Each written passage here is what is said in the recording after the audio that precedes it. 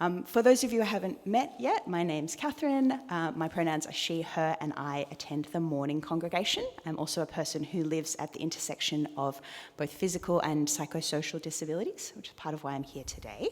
I'll do a little bit of housekeeping and then I will introduce our esteemed speaker. So there are bathrooms out that way, I think. There's a ramp out that side. There are snacks at the back. This session is going to be recorded, so you should sit in a different place if you don't want to be on camera. That place would be back inside. Oh, great. Cool.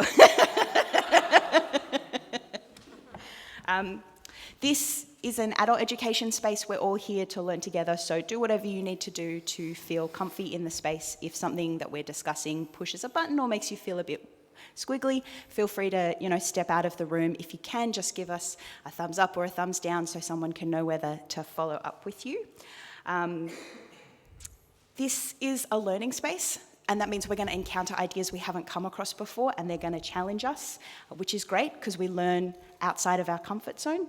But I just want to remind everybody, including myself, that we're talking about personal stuff, we're talking about people's lived experiences, and we're talking about bodies. So please try and be thoughtful and sensitive about how you speak and the words that you use.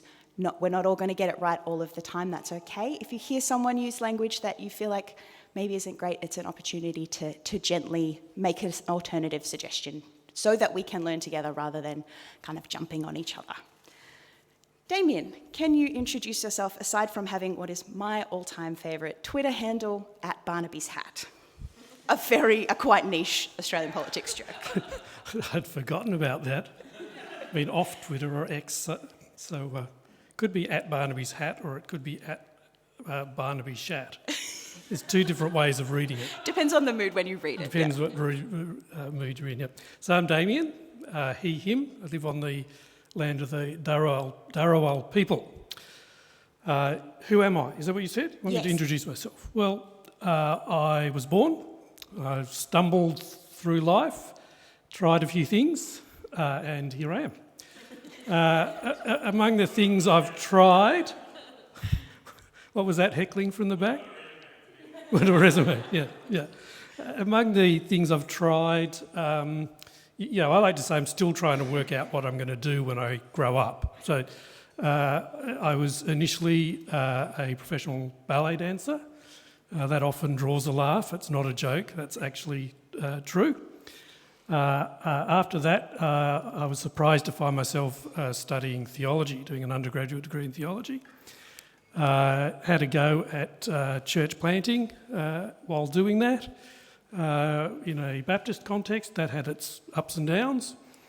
Went from that to work in an Anglican theological college, not in Sydney. It's worth making that clear, it was in Canberra. And largely in an administrative role. That had its ups and downs. Went from that to working for this synod of the Uniting Church, trying to coordinate university chaplaincy across the synod for a few years. That had its ups and downs. Some of those are in this room right now. I won't say whether they're ups or downs, you can work that out yourselves. After that, I enrolled in a PhD, which accidentally turned into a history PhD. I didn't set out to do history, but that's what I did. And when I finished that, United Theological College, the Uniting Church Theological College in North Parramatta, had some teaching in the area of history that was needing to be done, and so I stumbled into teaching church history at UTC, which I've been doing, it's coming up for 10 years now, and had some wonderful students in my classes along the way. As I was stumbling through all of that, many years ago, I married Christine. That's had only its ups. I know this is being recorded and she might watch it, so, make sure I get that right. Christine's a minister of the Word of the Uniting Church in placement in the southwest sector of Sydney. We have two adult children, Timothy, who has a wife called Rebecca, so very biblical names. Added father-in-law to my resume sort of last year. And we also have Bethany, who's just turned 25. We celebrated her 25th birthday a couple of weekends ago. Bethany has something called Dravet syndrome, D-R-A-V-E-T is the name of the syndrome, which sort of involves very difficult to control epileptic seizures, intellectual disability, and in Dravet that can range from mild to profound. Bethany's intellectual disability is profound. She doesn't talk, she doesn't understand any spoken language, and she is basically dependent on others for all of her self-care needs and everything like that. So is that cover enough of me to this point? I think we need a separate Sunday session to hear about the ballet career, but we'll get into it. Yep. I have some pre-prepared questions. If you have a question or a thought or comment you'd like to share, pop your hand in the air and I will keep a gentle list and come to you. There will be somebody wandering around with a mic. I know almost no one's name, so if I describe you by your item of clothing, please don't be offended. I was not blessed with the memory. So our first question for Damian comes from Damian himself. Should you, as a non-disabled person, be speaking on disability theology? Right, good question. Sharp, whoever thought of that. So this was when Adrian asked me to come and talk. This was kind of a condition I laid down, so long as we dealt with this question at the beginning up front, because it's an important one. You are welcome and free to conclude no, that I shouldn't be here, and I'm happy to kind of hear that, because I'm sitting here not as a disabled person or a person with disability, whichever, and we can get into that terminology in a while.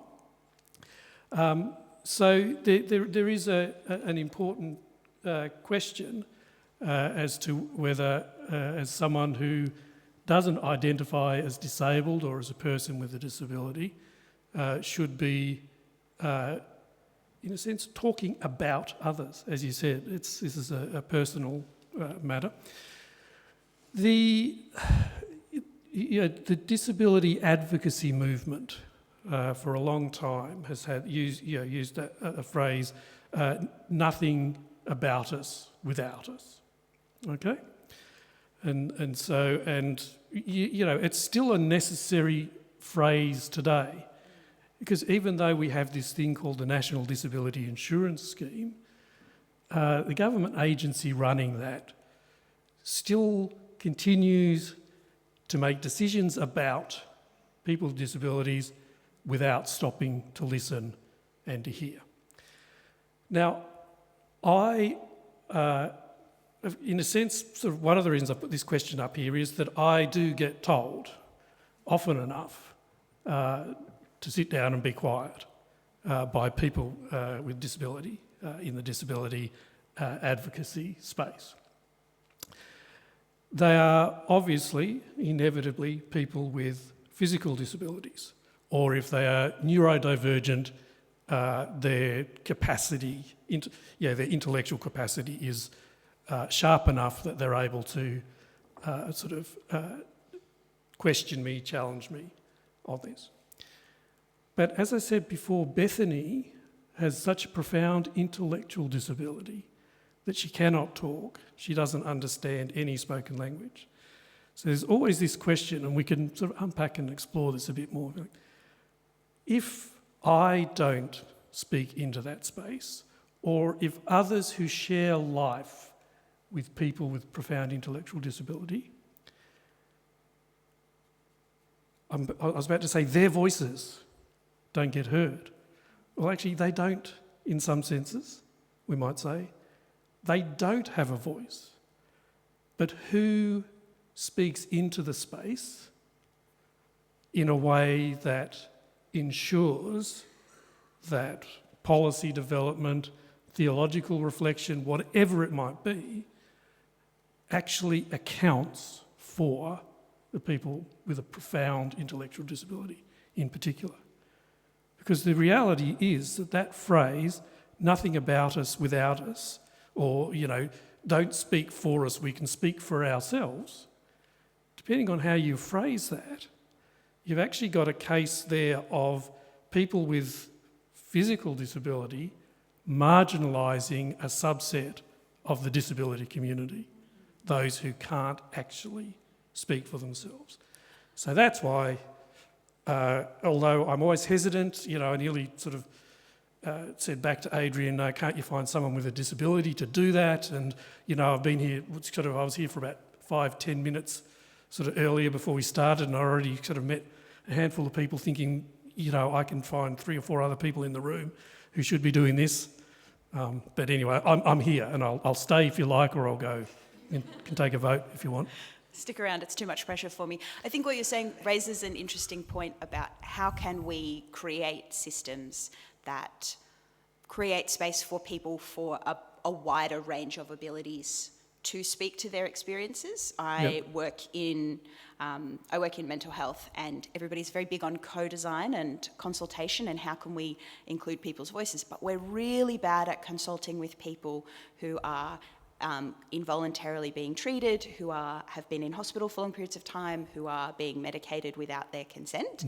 We're very good at consulting with people like me, nice white ladies from the North Shore with tertiary educations, but we're not very good at that other part. And so I think you raise a really interesting point about how can we make that without us meaningful by consulting with a really wide range of people and doing that in a way that gives people opportunities to speak at all of their levels, not just people who are comfortable sitting in a Zoom meeting for 2 hours with an official from the Department of Health. I'll move on to our next question, which is from a friend in the room. As a disability lecturer and speaker on disability theology for over 30 years, I have always taught that my disability was a result of the fall. Now I feel I am dismantling this idea because I now believe that God intended me to have this disability. My question is, it's a small question, will I still have my disability in heaven alongside my new heavenly body? If so, how will that work? Because it does say we will all have heavenly bodies. I do also think about how Jesus came back to body in his life, but it was also different. Just a small question. So, a little something. So that was what we might call a question on notice. I got that one. I don't know if the person in the room is happy to identify. Athena? Yeah. Yes, so thank you for that question. As I emailed Adrian and Catherine back, I said, good to know we sort of kick off with the simple, straightforward ones. I mean, really, it's a great question, the way you've phrased that, because it really opens up several sort of theological paths or sort of doctrinal paths within the Christian tradition. And so I'll have a first go at responding to some of that question, but I'm not going to try to sort of set out a coherent answer that responds to all of that. I'll kind of see where I go with this.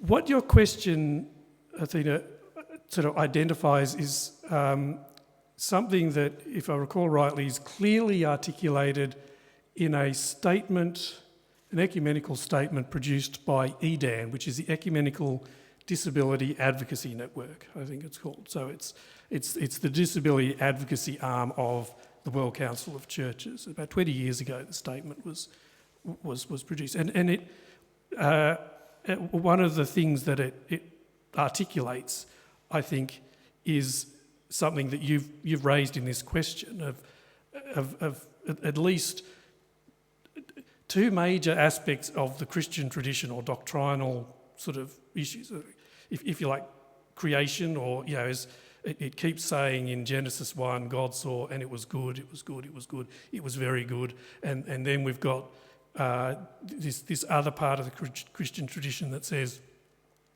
things aren't the way they're supposed to be. Something's gone wrong. The whole sort of story of Genesis 3 and onwards from there. You use the language of the fall, which is sort of traditional theological language around that. Some theologians would continue to use that. Others find different ways of trying to wrestle with that notion that some things aren't the way they're supposed to be. And that is actually the title of a book on a theological sort of reflection on sin. It's sort of going back a bit now, but I think the title of the book is simply Not the Way It's Supposed to Be. So we've got this I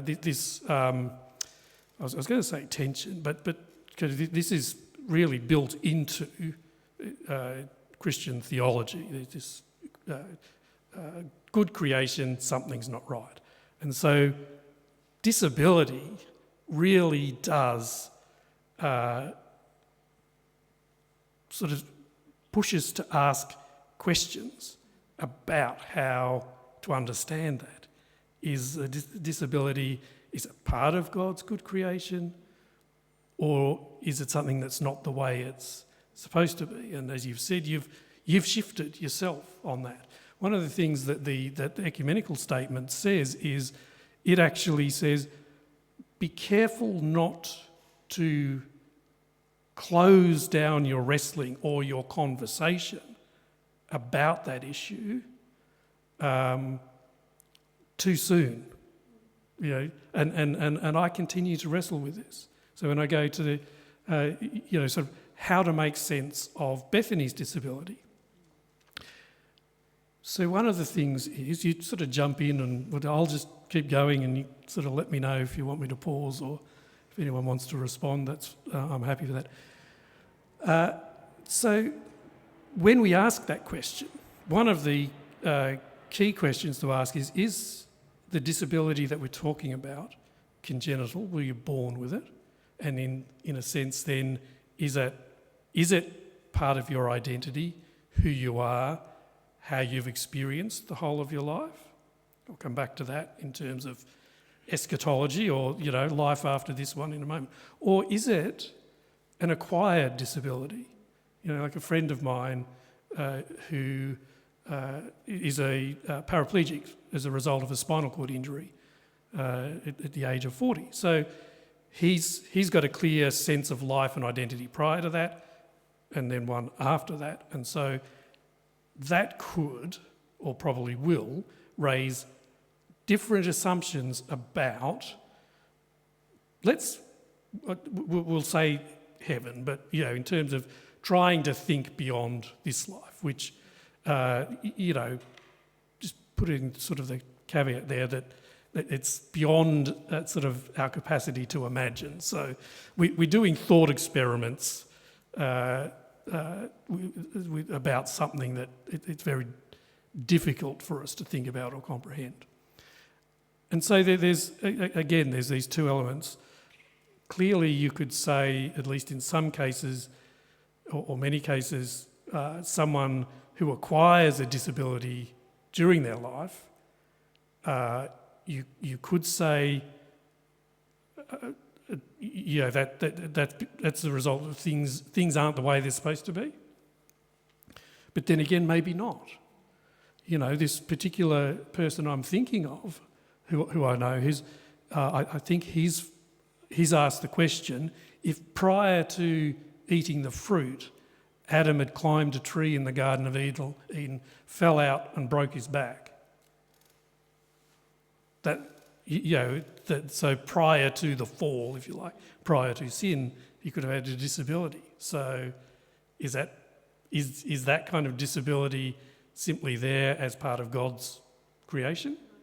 Or is it not the way it's supposed to be? Bethany has a gene mutation. Is that kind of genetic mutation simply part of creation as God made it? And that's simply the way in which creation has unfolded? That kind of disability is possible? Or is there some other explanation for it? And I'll make just one more point and then I'll see whether you want to pick up any threads that I haven't responded to. It's slightly more complicated than that, in just that distinction between, is it a disability you're born with or is it acquired? So think of the case of another sort of example I know of. Sort of a 10-year-old with profound communication challenges, behavioural challenges, all of which is a result of his mother taking drugs and drinking alcohol, excessively while pregnant.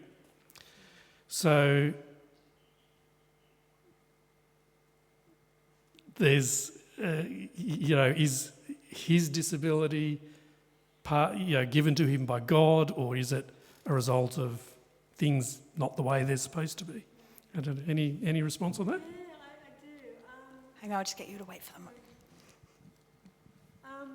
A good example is what I'm thinking of is the story of Johnny Erickson, Tara, who became a quadriplegic diving off into the lake. She became quadriplegic. I kind of like God used her disability to really talk to me and tell me that God loved me and he had a purpose for my life. And Johnny asked for healing over and over again, and she never got that healing.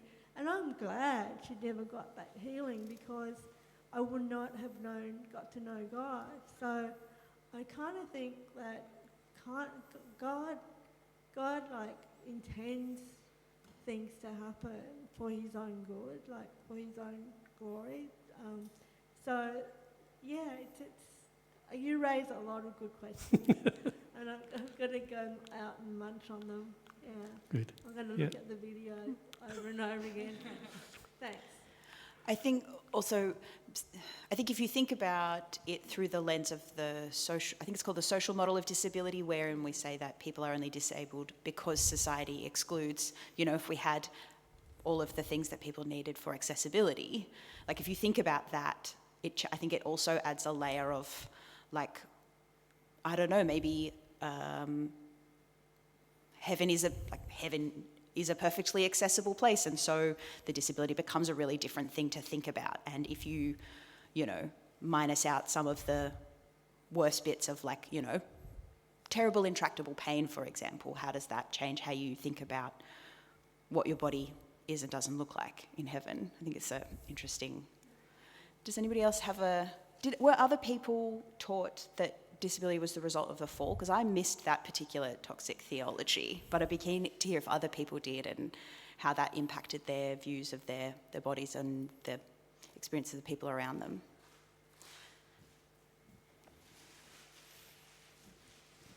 Oh, hi, I'm Ella Radstone, to introduce myself. My sister is profoundly disabled in a way that I think is actually maybe quite similar to your daughter, similar syndrome. My parents, who were at the time very conservative, reformed, always talked about, I think it's a passage from Romans, no more tears, no more pain, to talk about my sister's disability and the fact that she wouldn't have a disability in heaven. Not in a sense that it was sinful or wrong that she had one, but that it was a result of a fallen world that would no longer be there in heaven.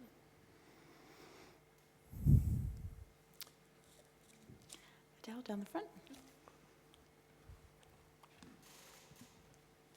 So your story about the boy with the mum with the drugs, that's the blind man that Jesus came across, and his disciples were like, who sinned, this man or his parents? And God's like, well, that's not what the real question is. It says, this is the message. Jesus said, you're asking the wrong question. You're looking for someone to blame. There is no such cause-effect here. Look instead for what God can do. We need to be energetically at work for the one who sent me here, working while the sun shines. When night falls, the workday is over. For as long as I am in the world, there is plenty of light. I am the world's light.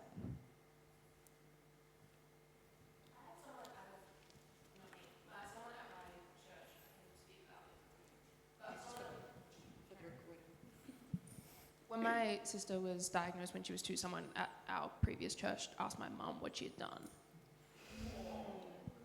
that made Zoe disabled, which almost like there's a whole story about that. Mm. But it does happen.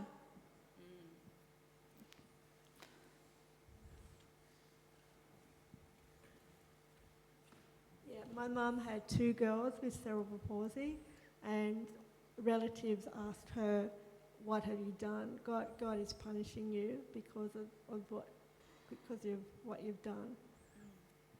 It's incredible. Mm.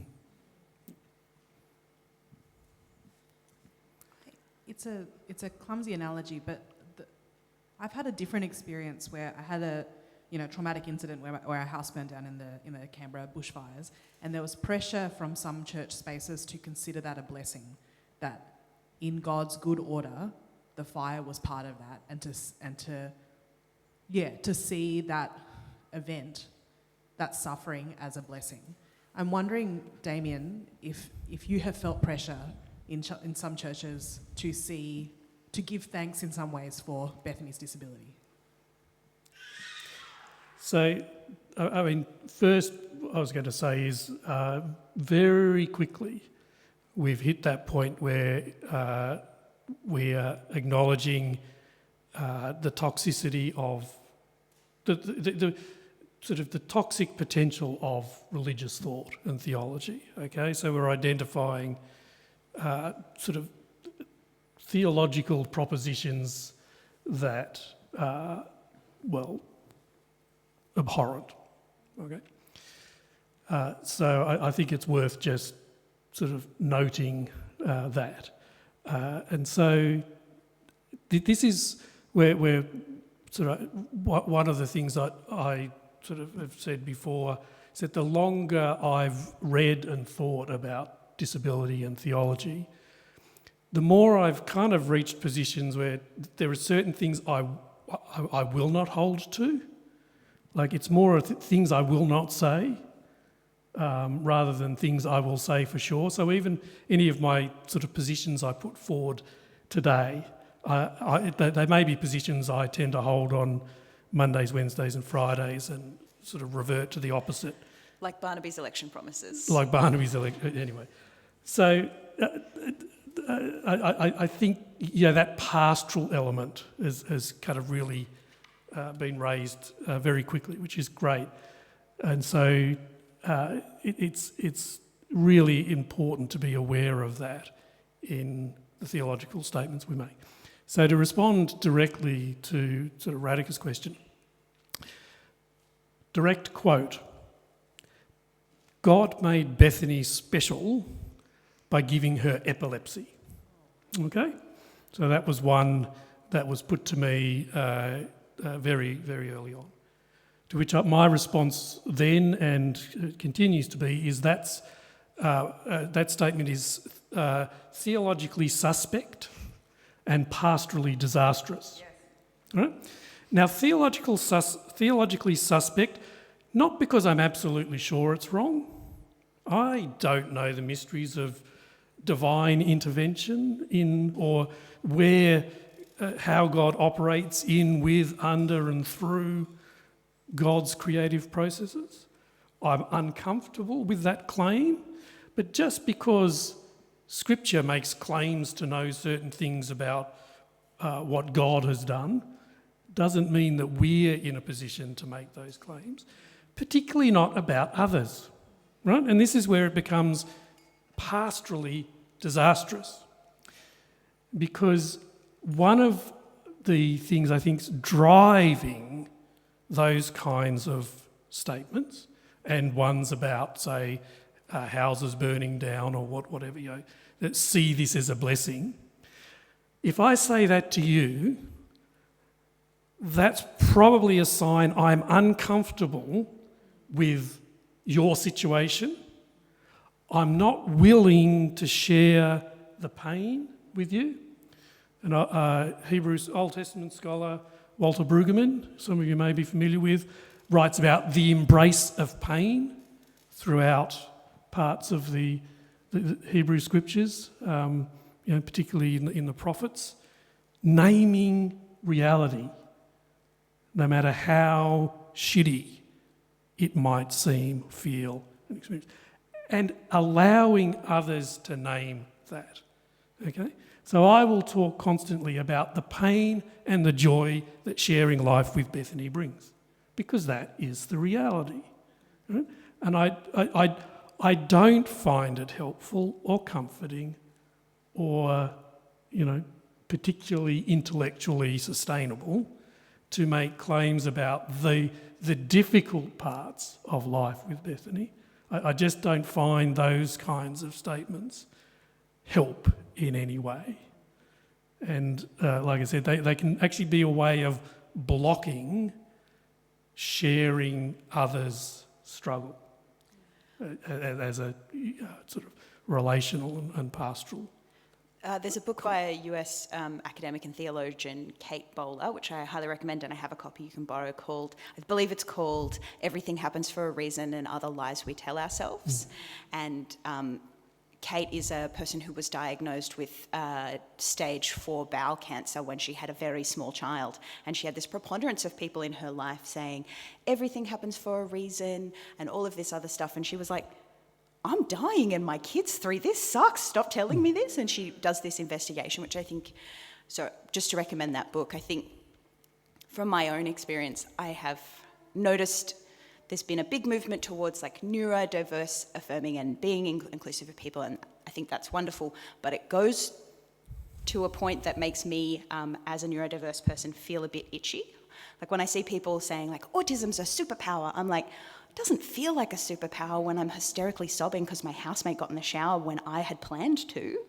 And like, there's some stuff about being autistic that I'm like, yes, great. Do you need something sorted in colour order? I'm your gal. Do you want a process designed? I'm here for you. Do you want someone to stand in a room with beeping in it?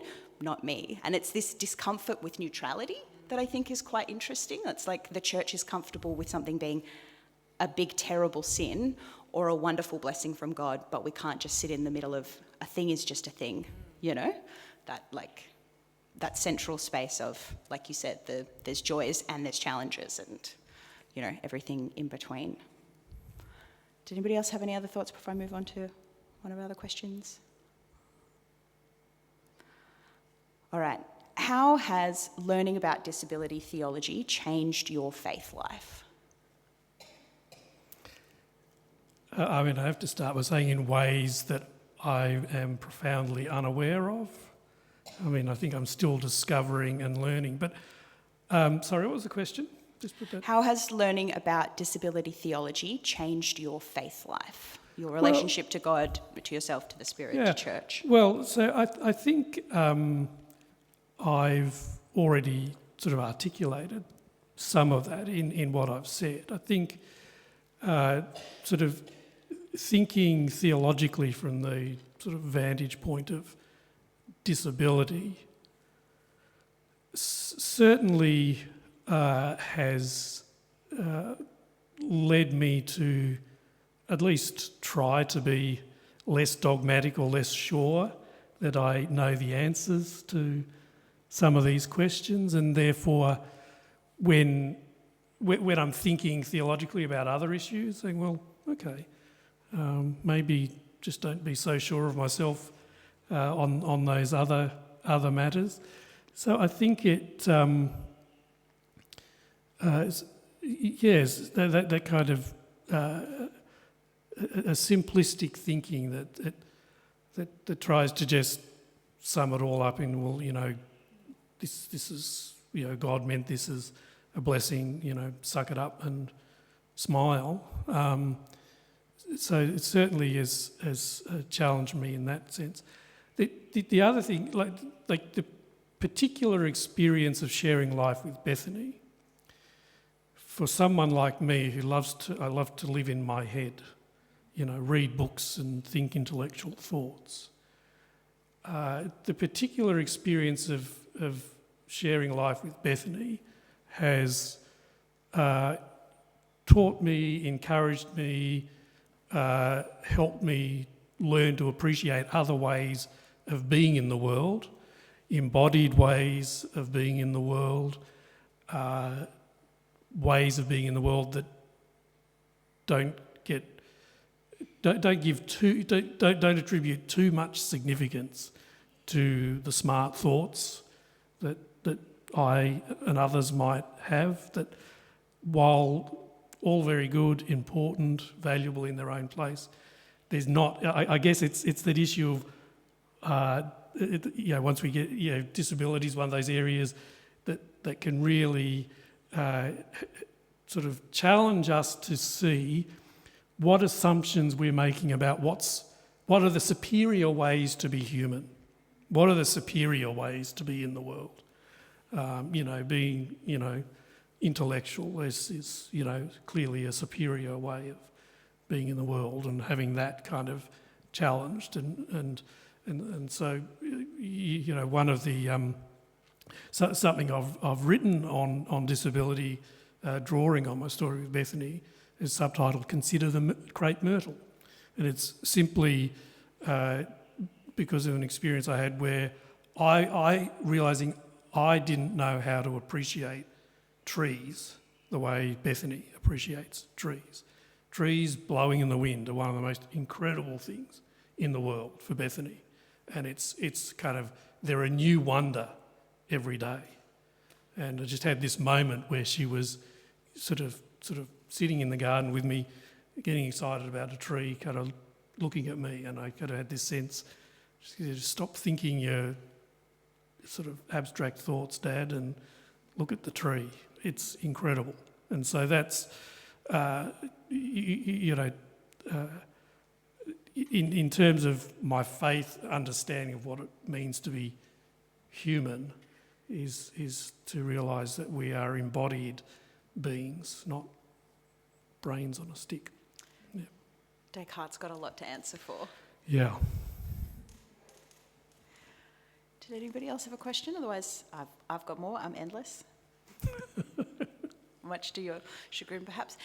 What, in terms of disability theology, accessibility, churches, inclusion, what do you see the church or churches doing really well, and what do you see them doing really badly? Like, what do you want us to be moving towards, and what do you want us to be letting go of? Another small question. Yeah, look, that's a tough one. And of course, my experience of, churches, as in local congregations that I'm part of, that's varied, that's limited to what I know. And so I'm hesitant to say, say too much about that. I mean, I think, just coming back to that point from the question Radhika raised, I do wonder whether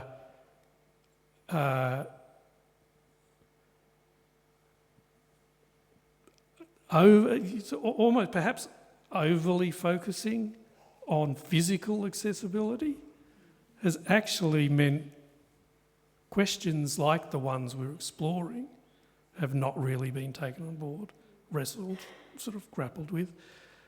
I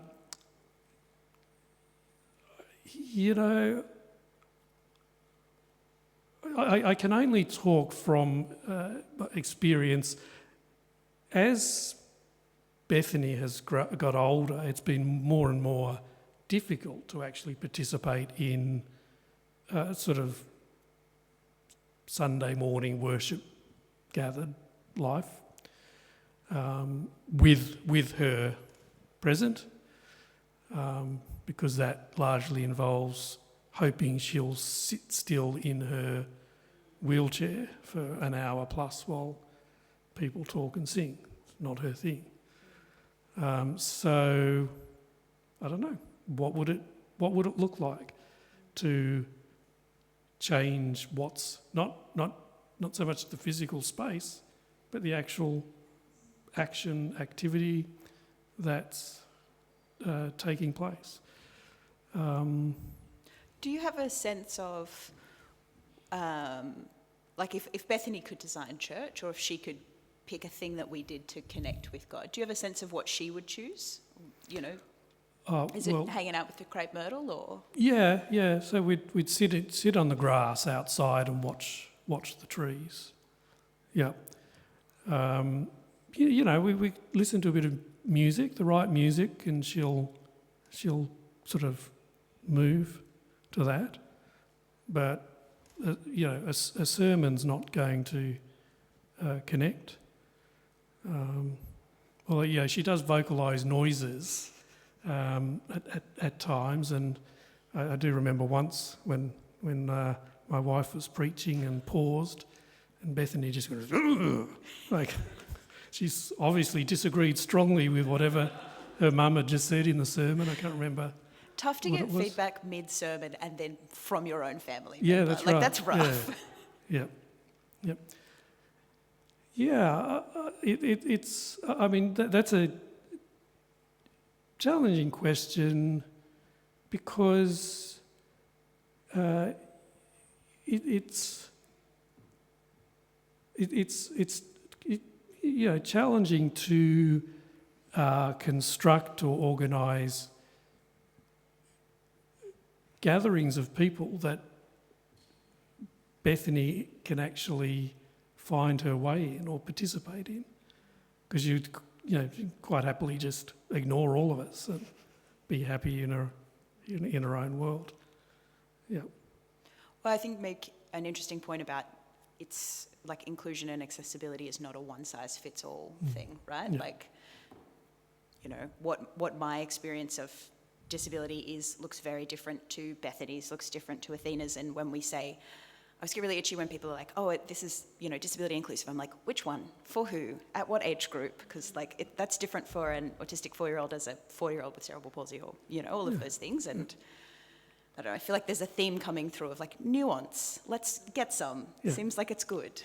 I mean, if I might, that sort of takes us to a second question that I almost sort of put on the agenda myself.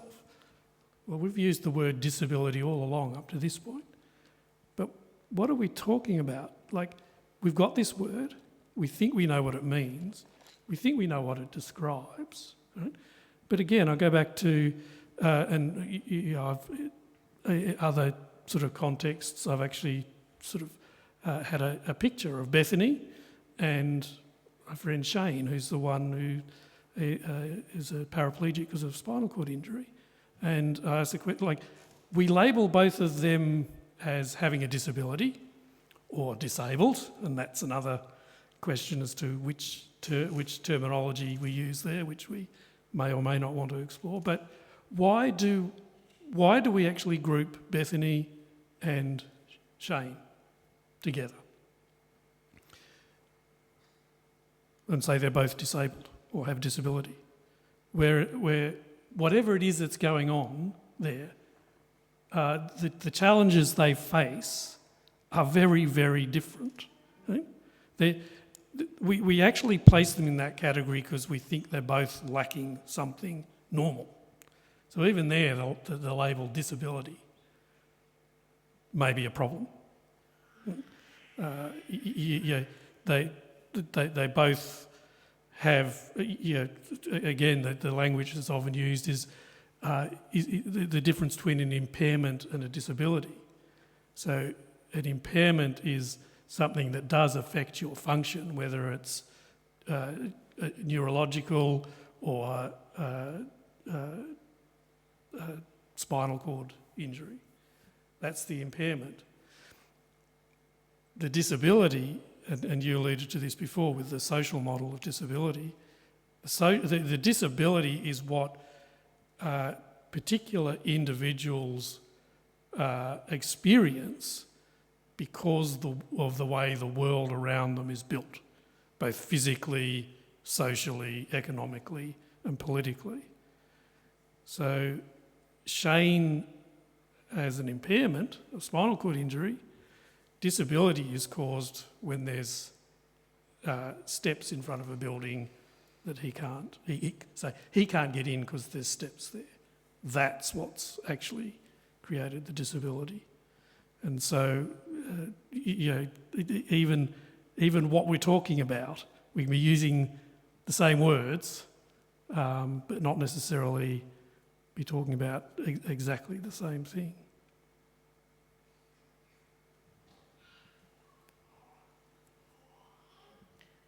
I can jump in if that's okay. Thinking about nuance, the church often talks about, I want to ask a question about baptism. So the church often talks about infant baptism versus believers, where infant is entirely about, a child who is not able to communicate, and it kind of prioritises a different kind of theology. Believers' baptism is contingent upon the ability to articulate a sense of faith or discipleship, to respond to God's grace in that way. Bethany cannot communicate, nor, as we understand, can she understand your communication. How do you understand baptism with a profoundly disabled child? How does that affect your understanding of baptism? Yeah, well, see, it doesn't help. I sort of mentioned way back in my story a Baptist context, right? So my theology of baptism can only start by saying is, confused. Again, it's one of those, I think it's one of those areas that I don't insist on a particular position because it's so messy. And I could probably sort of, again, work my way into this simply by story, what the way this played out for us, because when our first child was born, we were part of the Baptist church, and then when both children were quite young, we kind of shifted into the Uniting Church. And so our son experienced church in a Uniting Church context where babies, young people were being baptised. And he was just offended to discover he had not been baptised because he'd been born when we were Baptists. And, so this was so after some conversation, he eventually was baptised in the Uniting Church at age 12 using the believer's baptism liturgy of uniting in worship too. And so at that point we were faced with that question of what about Bethany? Because, again, because of our Baptist background, she hadn't been baptised as an infant. In one sense, if you do it then, you don't face this, at least the practicalities of it. You might still wrestle with the kind of theological understanding of what's going on in baptism. But we made a decision at that point, in consultation with our son, that Bethany would be baptised at the same time as he was, with a modified liturgy, because we were baptising somebody who couldn't make that decision herself, which is the case with, probably the majority of baptisms in, say, Uniting churches today with sort of young people, babies. But the liturgy includes a hope that they will, and I can't remember the exact phrases so you'll get in Uniting Worship too and elsewhere, but, that people will live into and own for themselves, and, we have confirmation and all that kind of thing. But by the time we were baptising Bethany at age 9 or 10, we knew that she wasn't going to be able to act intellectually in the ways that even our infant baptism theologies hope for or expect. It really doesn't answer the question. I think that for me, part of it is that's important in thinking about this is it's not baptism's not just a single point in time. Okay, it's part of a longer story, part of a longer narrative. it's not just about an individual. And I would say for me this is where I've sort of left behind what I think are the weaknesses of a believer's baptism position, that this is actually about the community, the welcoming and inclusion of people in the community called church, and it's actually the community together reaffirming their own, all of us reaffirming our own baptism every time someone is baptised. So it's also, I just don't know whether to get Adrian to hit pause at this point. No. All right. So one member of our family, when my son was getting baptised at age 12, there was one member of the extended family was quite concerned about it. Someone from who continues to be involved in Baptist context, and this person was worried, and said, I'm not sure that he should be doing this. I'm not sure he understands what he's doing. To which I immediately responded, and I didn't think about it, I was baptised at the age of 18. I had no idea what I was doing, right? If you think you know what you're doing, if you've chosen to be baptised, that's a clear sign you don't know what you're doing.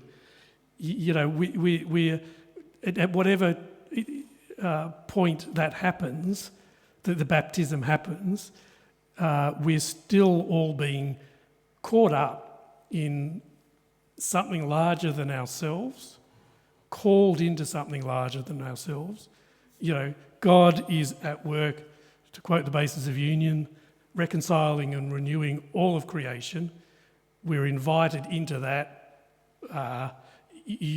depending on how you read certain parts of Scripture, we are, not dragged, but we're caught up in that. God lures us into that in ways we can't comprehend. Sometimes we think it's decisions we've made, but, maybe we're kidding ourselves and that as well, that, there is this third member of the Trinity we call the Spirit, who, does what the Spirit will. And so I think baptism, in a sense then, can have particular meaning or meanings for people, different meanings depending on when it happens in someone's journey of being called by God. So what did Bethany's baptism say to you or mean to you? So it was a communal recognition of her place, her full place in the church, God's people, that she had a place, despite what I'd said before about it's difficult to sometimes comprehend what church gathered might look like for Bethany. We've had some very good experiences of congregations that have, all the congregations we've been part of, I think, have been, embracing and welcoming of Bethany in all her particularities, and so that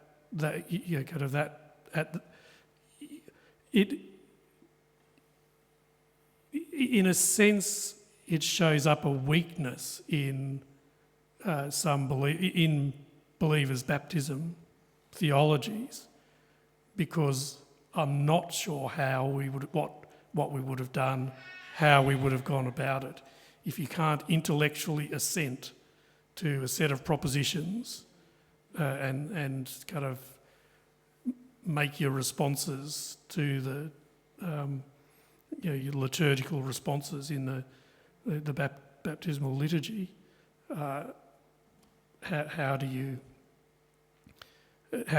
go about that in the believer's baptism only context? And so, that would mean baptism's not for Bethany. Where does that leave her in terms of,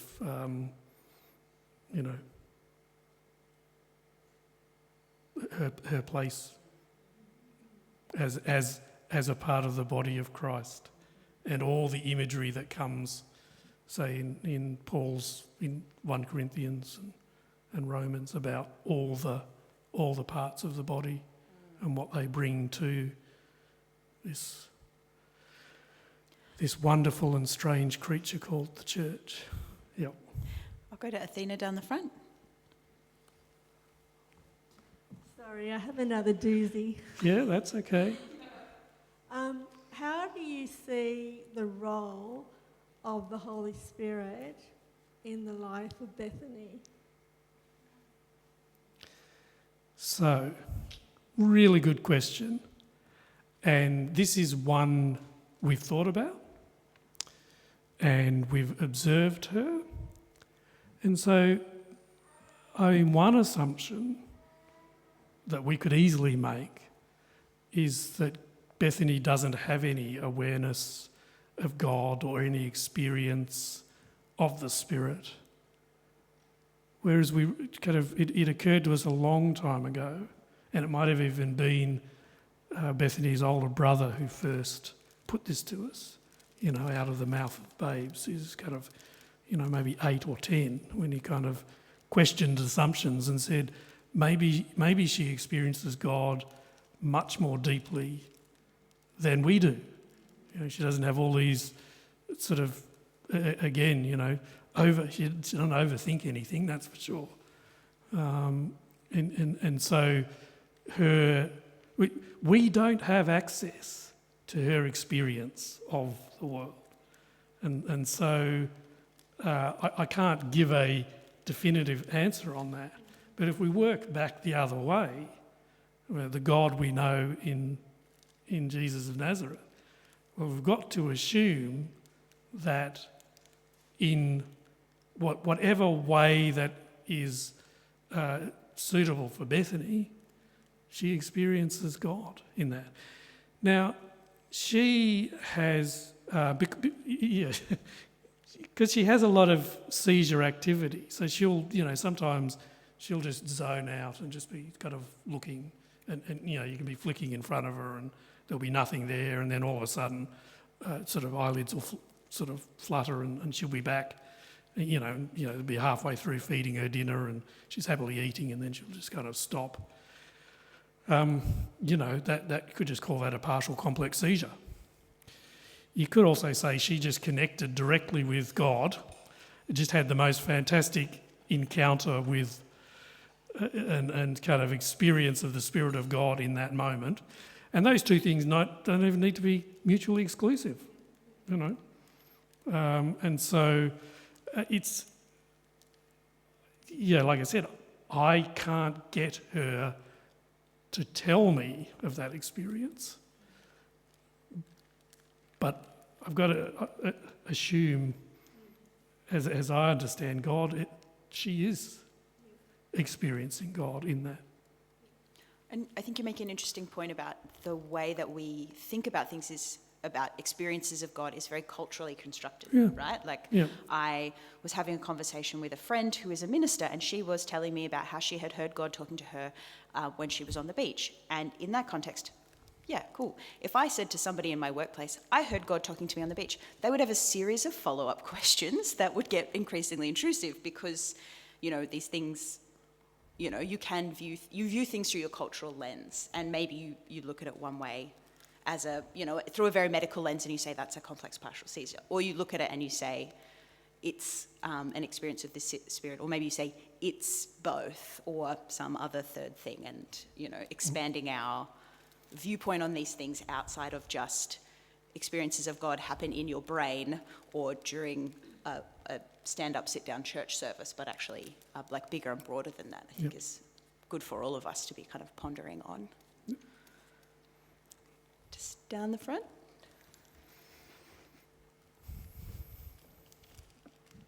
I feel like I've already lost what I wanted to ask. I work as a speech pathologist, and I work with people with a range of different complex communication needs, and was thinking about what you were saying about embodiment and embodied experiences, and our liturgy, and I've only ever been in a Uniting Church context, but our liturgy is very heavily based in spoken language and very, very inaccessible to be embodied. So I wonder if you have any thoughts on what liturgy could look like if it became more embodied in our churches, and how we could access it differently. Good question. It's one of those questions where I'm going to do my thing and say, what do others think about that? Just give me a moment to think about that. I could say, and I obviously don't know Bethany, I haven't met her, but the way that you described sitting in the trees and sitting in nature, I think is really beautiful, and it made me imagine a church service that is everybody with Bethany sitting amongst the trees, rather than Bethany with everyone in a space that hasn't been built with her in mind. So those kinds of things, but yeah.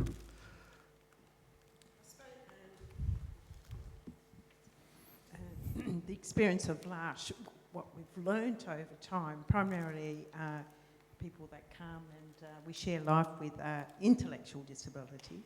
So I could say a lot about, inclusion, NDIS, all that kind of stuff. When it comes to liturgies, particularly when we have liturgies within our communities, we always make sure we have the visuals, where it's the candle, the cloth, the visuals on screen, etc. So when the story is being told, or someone is telling a story, there's always pictures relating to. Now, we haven't got it perfect, but the thing is, it's that whole experience of inclusion for people. In fact, I like looking at the visuals. I can understand them more as opposed to the verbal sometimes. But it's that whole thing of we come together as one, and how are we nurtured as one? And some beautiful liturgies are undertaken in L'Arche. And one day we'll share that in the space maybe. But so just to say that, because if we're not inclusive, we're being exclusive. And that's not what, particularly L'Arche, we're not. We're people with and without disability living life together, trusting in our God, and how do we nurture through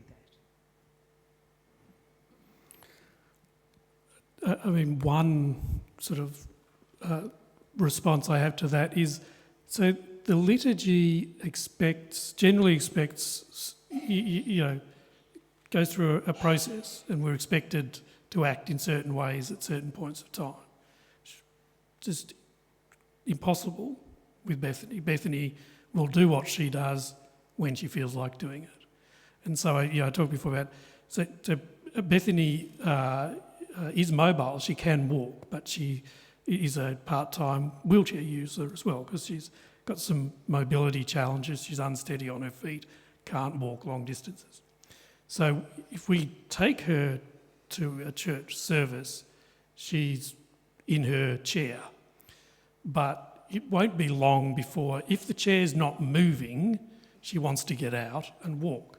And so there's two options at that point. That's take her for a walk, push her around in the chair, or let her get out, and then someone has to walk with her, holding her hand, particularly given she will just wander anywhere. So, if you're in this context, you might just wander up, hits the steps there, and there's mobility issues, or if she was here, she might just wander over and decide to sit down. If you're in the chair that she likes the look of, and if you don't move, she'll just sit on you. Or actually what she would do is she would head to the back to the couch and she'd lie down on the couch.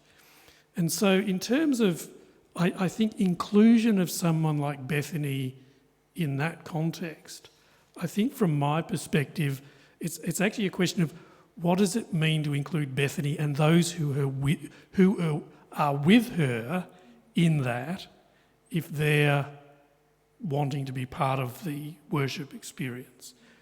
And so what I mean by that is, with a partner who's in ministry, and therefore if I'm at church, she's, my wife's performing, as I put it, she's up front, I'm the one responsible for Bethany.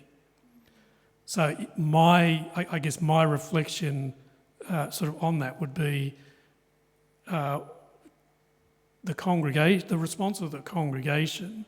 The best way to include Bethany and I in that is that others in the congregation learn to take Bethany by the hand and wander with her for a while, and then someone else does it, then someone else does it. The way this happens at extended family gatherings, that kind of thing will happen. People who know Bethany, so it's not always the caregiver who's responsible. I think that actually does include her in what's going on, because she will actually wander the room, she'll interact with people in her own way, she'll try to get out, she'll destroy the flowers if she can get to them, But is there space for that kind of potential for chaos? Which I think circles back to the point you made earlier about people in church being sitting with discomfort. How can we as congregants sit with our discomfort about somebody wandering around during a quiet part, or somebody making noise or touching things or doing things differently, and get comfortable with church not being quite so orderly? George? Sorry, can I just add on to that point, both of your points as well, where listening to this part of the conversation, it makes me think of like how much we do around kids, like, Ella's got Ruby. And that's to give her parents a break. And we're so familiar and comfortable with doing it with children in a way that we haven't kind of developed those skills. Oh, sorry. Like this? Yeah. Oh, God, that's a lot louder. Haven't developed those skills in supporting families with where, somebody has a disability in the same way. And so I think it's a learning process for all of us as faith communities to engage with as well. Yep. Hello, I'm George. Hi, George. Yeah, this is working cool. Going back to sort of like the Bible, in the Gospels, Jesus heals a lot of people. Do you think if he was around today, in the context of today, do you reckon he would continue healing, or would he do something more like build a ramp, for instance? I say ramp, it could be anything. I just happen to be like an architecture student, and I just spent 4 hours drawing a ramp before I came here, so that's what's on my mind. Really good question. And so the issue of scripture here and what we might see as some challenging and problematic texts. And, there are texts of exclusion, particularly in the Old Testament, people with impairments, what we might call disabilities, excluded from the priesthood, or, those kinds of things. We can, there's ways of interpreting and reading those that can set them aside. But Jesus' healing is a really challenging point. And so just, we've mentioned language of social model disability as opposed to a medical model. So a medical model locates the problem within the individual and says, what do we have to do to fix them? Whereas the social model locates the problem outside of the individual in the social structures and says, what do we have to change so that certain people aren't excluded, oppressed, marginalised, left behind, whatever. And so if you look at the healing miracles of Jesus, he's fixing the individual, right? Like you say, he's not building the ramp. And so well, yeah, maybe he needed an architect to draw him the ramp so that he could build it. And so, yes, this is a very difficult, challenging area.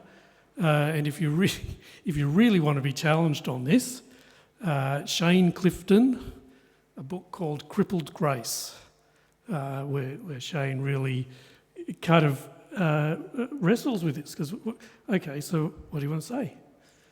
Is Jesus wrong? We're going to challenge Jesus? Or I like the way you put it, if Jesus...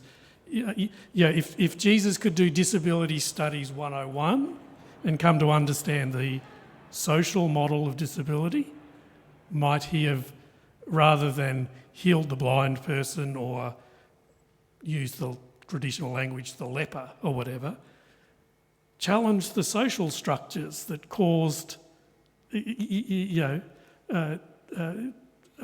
challenges for some of those people? It's a great question, and again, not easily resolved, because it's kind of, it can't really rescue Jesus from that, from a social model of disability perspective, I think is the sort of response I would make to your question today.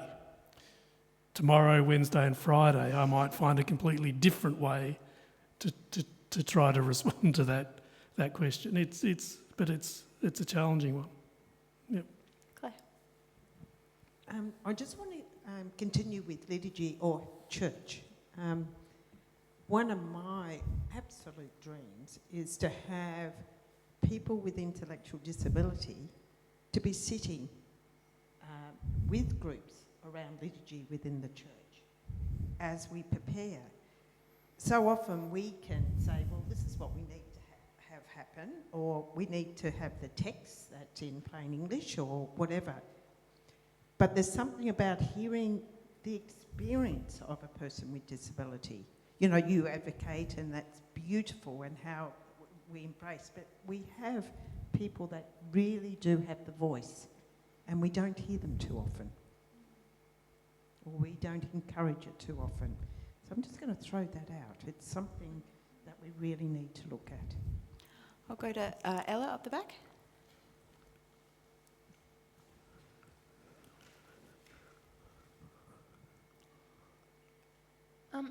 I think, unexpectedly emotional hearing you talk about faith and theology and disability. And I think, I'm just, reflecting that in so many ways, disability is almost the most easiest, most basic form of finding the person who is the least of these and treating them like Jesus would. So often our churches are split along, because of the geography of them, along class lines, along ethnic lines.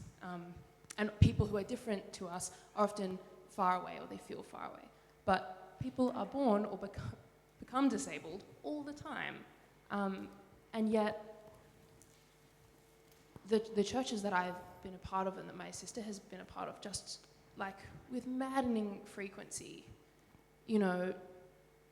don't understand why they should put a ramp in when they do the church renos, or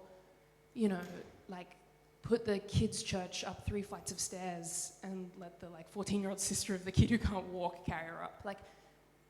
And it feels like the best you can hope for is what you're talking about, where a church where people understand that they can, take Bethany by the hand and wander with her. It feels like we never even get to the point where the church might consider that the NDIS is one of the most unjust systems, that it's just sitting there while they bludgeon you and then thanking them for it afterwards. And it feels like we never even get to the point where the church might consider it as a duty of their faith and their following Christ that they might involve themselves in something like that. And I guess I'm asking an unhelpfully vague question of how do you even get people to see that this is the most basic duty of their professed faith, and it's right in front of them. They don't even have to look particularly far. I don't know, how do you get people to do stuff?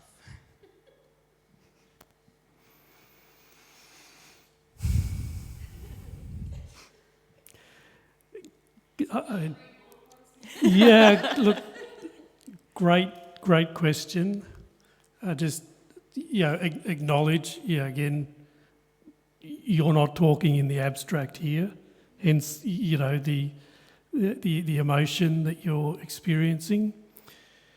I mean, just in terms of certain emotional reactions kind of being immediately triggered, you said those 4 letters, NDIS, and I've just gone, I won't go down that path at the moment. I could... Yeah.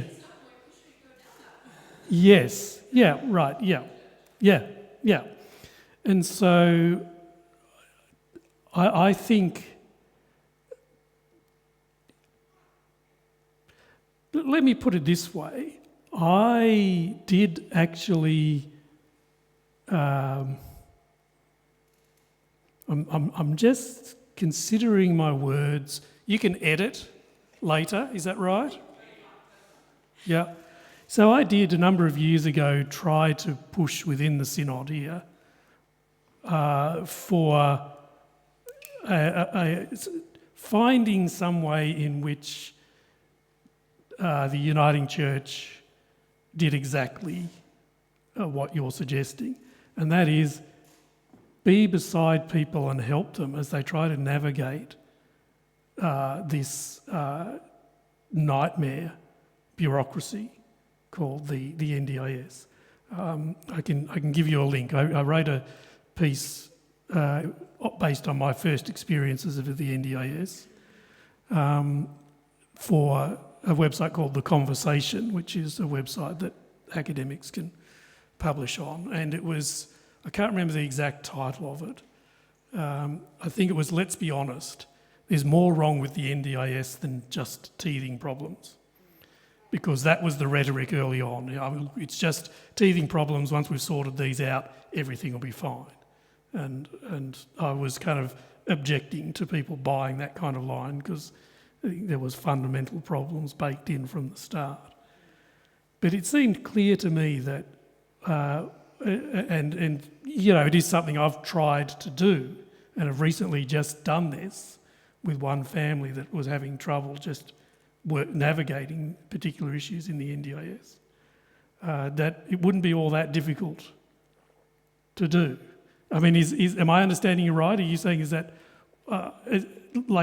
as part of the basic support of people within the church? I guess I think I'm maybe more getting at the church throws its institutional voice and weight behind all sorts of justice issues.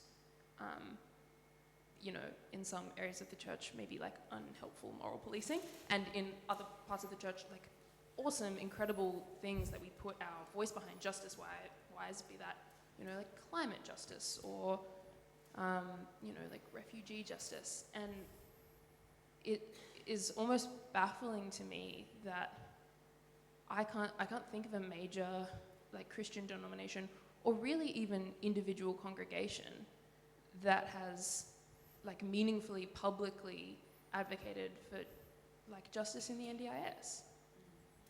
And I guess that's just an open question. Like, why are we why are we content to not put any weight behind justice stuff that to me seems like, and maybe I am biased in this way, but like incredibly close to home, found in probably every congregation and suburb in Australia. I don't know. I might attempt Damian's rhetorical device, which is state, how did you come to care? How did disability justice come to be a matter for you? Because I think that my hypothesis, and I'm happy to be corrected, is that it starts to matter for you when it lives in your house, right? Like I started reading about disability theology as I was grappling with my own stuff, like Damian did the same when it was, in his house with his child, maybe perhaps the same for you through the experience of being a sibling to somebody with a disability. And so I think it's easier for people to connect with stuff that they have direct contact with or direct experience to. And so how can you get people to connect with that stuff and then translate it into action? George? How are we going for time? Do we have to wrap up at some point? Beautiful. I think it's a really interesting point you raised, and actually someone who's worked really heavily in the disability advocacy and justice thing. The thing you'll find in disability justice is it's generally disabled people who have to advocate for ourselves, and then we live in these bodies and we spend more time having to go to our appointments and stuff like that. So there's this onus that we have to do it. And because in a lot of hierarchical positions you don't have disabled people, that's why you're not getting it, because simply there isn't people pushing for it enough, because we're expected to push for it enough, and we have 8,000 other things to do in our real lives. And I think that's the big thing you'll find. We aren't being pushed into these hierarchical positions because no one's helping us. It's hard enough to get into church. I mean, look at the ramp. Can I get up onto the stage? No, I can't. And it's a lot of that is that we're expected to do that work, and we simply just don't have the energy or time to do that work all the time. And I think that's why you'll find that people and stuff, it doesn't push for that in that way. So former Greens Senator Rachel Seward, who had the portfolio for older Australians, and she said nobody wants to talk about the aged care system and ageing and getting older because nobody wants to acknowledge that it will happen to them. And I think there's a similar thing where a lot of people think, I don't want to think about disability issues because that's not going to happen to me. Or that's, and particularly in a church context where disability is connected with sin, I wonder if there is an unconscious people being like, I'm a good person, so I'm not going to get to be disabled, so I don't need to think about that stuff, and whether there's an unconscious bias happening in that way. I think I'll go to Rads, and then that'll be our second last question. I just wanted to make one other response to that issue. It kind of parallels a fundamental mistake that was made in the implementation of the NDIS. The NDIS was supposed to have kind of two main components to it. The funding that goes directly to individuals who qualify for support, and there was supposed to be what was called Tier 2 of it, and it's what's now coming back, and I can't remember the language they've given it, something supports. Foundational supports. A big part of what was supposed to be within that was developing the capacity of organisations, whether they be commercial organisations, businesses, sporting clubs, religious organisations, whatever, to actually learn what it means to be more inclusive, learn to advocate for and support people within these communities that had disabilities or lived with someone with a disability. None of that was put in place when the NDIS was implemented. And I think while that's not an excuse for the church or churches or congregations not to have done what you're suggesting they should do, and I agree completely with what you're saying. It's one of my great frustrations that part of the NDIS wasn't implemented, because when I first started to get my head around the NDIS and what it was supposed to be and supposed to do, that's exactly what I wanted to try to get involved in, work out how congregations could connect with, relate to what was supposed to be Tier 2 of the NDIS. It was never put in place, and I ended up spending all my time bashing my head against the bureaucratic brick wall. And so my dream for what could have happened 10 years ago was sort of swallowed in that. Right? Damian, part of Bethany's story has been stints of time, as I understand, where some of the complexities as a result of her disability has resulted in some significant physical pain and suffering and hospitalisation and quite tough stuff for your whole family. Yep. In a specific sense and then in a general sense, when Bethany goes through stints like that, what do you pray for? And when people say they'd like to pray for you, what would you like them to pray for? Yeah. How do you engage with prayer? Yeah, so we're going to wrap up with the really, really easy one, right? So, and how to test whether the emotions will start to bubble to the surface for me. So, one of the things that Radhika's sort of referring to is that in May of this year, Bethany had 2 times in intensive care at Campbelltown Hospital, and on 2 occasions we were having end-of-life conversations with the medical staff about, at what point would we or wouldn't we make particular medical interventions, or whether we would, if you like, let her go or see what happens. So, we'd already planned her 25th birthday celebration before that, but certainly that experience made that celebratory event even more significant. We've always known Bethany's condition is, technically classified as life-threatening. It's one thing to know that in your head. It's another thing to be beside the hospital bed and feel it sort of in your body, the kind of the pain and the frustration of that. And to know, what are we actually praying for? What are we hoping for here? It's not clear at certain points whether the various medical conditions episodes she's had that have sort of 2 different ones back to back, pneumonia followed by sort of very serious sort of seizure episode that, went for 48 hours. So it's not clear what impact that's had on her functionality. And so, one of the really, really tough questions is, given certain scenarios, what would Bethany choose? Sometimes she's got this look on her face that I look at her and it's like, is that an expression of I've had enough of this? In terms of the pain and that kind of thing. I sort of describe Bethany as, when she's well, I think she's happy in her life. She's got a quality of life that certain things, simple things, she enjoys. If I slip into, my own ways of thinking, I can devalue the life that she lives.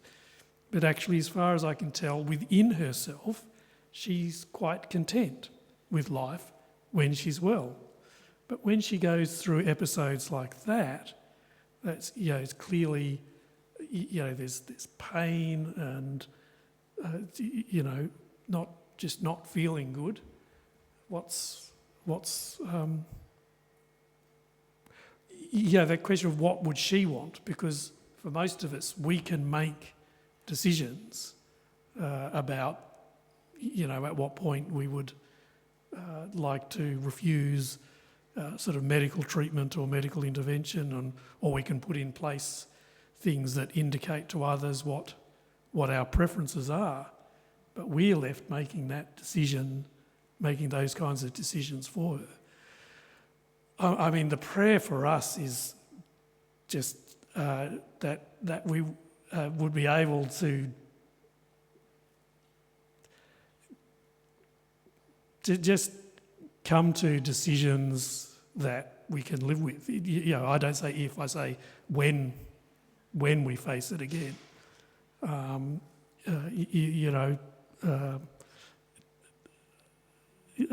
Again, this is here, like I said, the emotions will come up and I'll wrestle and stumble. I think a stumbling, bumbling, somewhat incoherent response to your question, Radhika, is probably the best response I can give, because certainly, one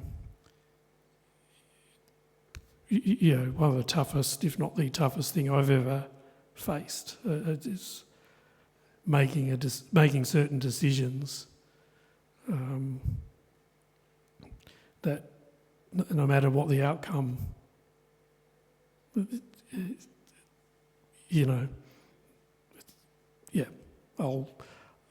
I'll kind of stop with no more words at that point. Thank you for sharing that. That's I think it's useful to create for us to confront the lived reality of all of that stuff. An easy last question. Everybody here is clearly now a passionate amateur disability theologian. Do you have any recommendations for books or podcasts or media or resources that people should have a look at to help them continue on this learning journey? Yeah, well, I mean, probably the best is I can mention some names and Google those names and you'll find sort of helpful material.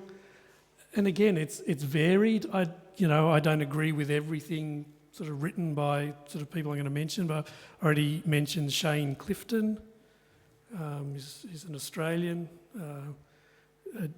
Did end up doing some work with the Disability Royal Commission, now at University of Sydney.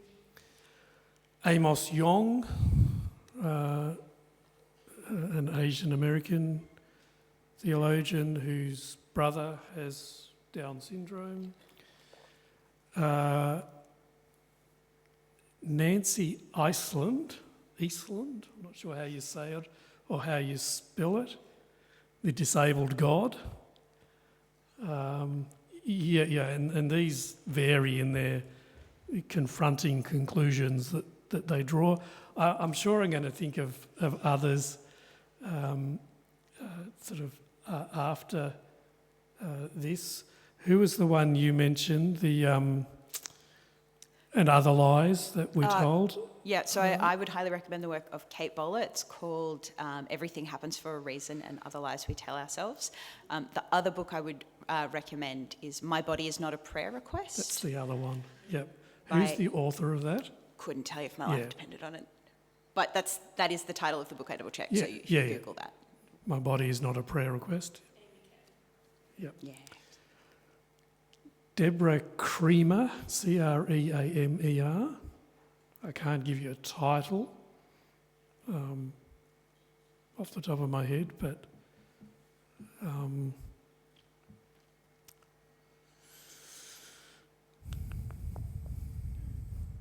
Is there any of your own work that you would like to spruik at this moment? only one, the one I mentioned, the Disability, Consider the Crepe Myrtle, which is in a book called, I can't remember what it's called, Speaking Differently, Essays in Theological Anthropology. And I'm happy to send a PDF of that chapter. If anyone wants it, I can send it to Adrian or Rodica and can I also own a copy of that book, which I can lend out if anyone is... You've got a copy of that? Yes, I do. Okay.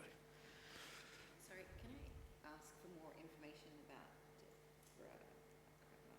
because a few different people came up for that name. So do you have any more information? Type in theology, disability.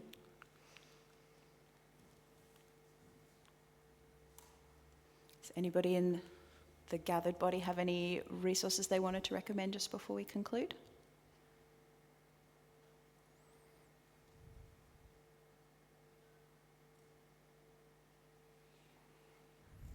There's a guy called Kurt Patterson?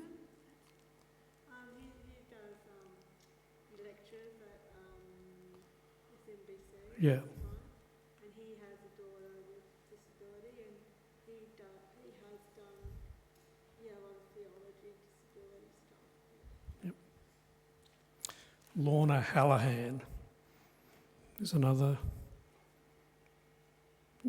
Lorna Hallahan. I I'm just not entirely sure. See, there's lots of journal articles and things that, depending on your connection or otherwise with university library databases and things, is whether you can access them or not. I've tried to stick with books, but Lorna, she's at University of Adelaide, or Flinders, I'm not sure which. Flinders, yeah. Jane Clapton, Gayne, I think. I've now taken myself back to a conference I went to a few years ago, where there's people I met at that for the first time. Yep. Well, I think that draws us to a close. Damian, thank you so much for taking the time to share your both expertise through experience and also your expertise through education. We're very grateful. Everybody give Damian a... Thank you for having me. It's been great to be here.